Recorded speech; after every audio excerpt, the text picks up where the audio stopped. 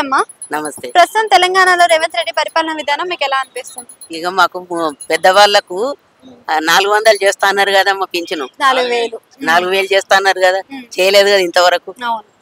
అంటే కేసీఆర్ ప్రభుత్వంలో 10 ఏళ్ల పరిపాలన చూసారు కదా, 10 ఏళ్ల పరిపాలనలో కూడా ఆయన పెన్షన్ పెంచలేడు. మరి ఆయనది 2000 తీసుకున్నాం కదా, ఇప్పటికైనా తీసుకుంటున్నాం కదా. 10 ఏళ్ళు చేశాడు కదా, ఇప్పుడు ప్రభుత్వం మారితే మళ్ళీ పెన్షన్ అనేది పెంచేవాళ్ళు. 10 ఏళ్లలో పెంచింది 2000 కదా అంటున్నా. అదే 2000 అయినా తీసుకుంటున్నాం కదా ఇప్పటికి కూడా. అట్లా అంటే ఈయన ఇచ్చే పథకాల్లో మీకు ఎన్ని ఉపయోగకరమైన పథకాలు ఉన్నాయి? అదొకటే మాకు వచ్చేది పింఛన్ గురించే.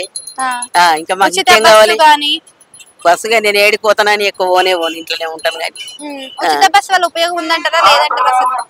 ఉందంటే ఇట్లనే కష్టాలు ఉన్నాయి. ఆడపిల్లలందరికీ చాలా కష్టపడుతుండ్రు. అంటే ఈ బస్సుల వల్ల ఇంట్లో ఉన్న ఆడవాళ్ళందరూ కూడా బయటకు వచ్చేస్తున్నారు అని చాలా మంది చెప్తున్నారు. మరి మీరేమనుకుంటున్నారు? డ్యూటీల గురించి అయితే పెట్టాలి కదమ్మా. పుట్టిగా పోయేటోళ్ళకి పెట్టకున్నా సరే, ఎప్పుడో ఒకసారి పోతారు కదా. ఉచిత కరెంట్ అందుతుందా? కరెంట్ అది చూసి వాడతాం మేము. 200 యూనిట్లలో వాడితేనే మాకు ఫ్రీ, లేకపోతే రాదు అది.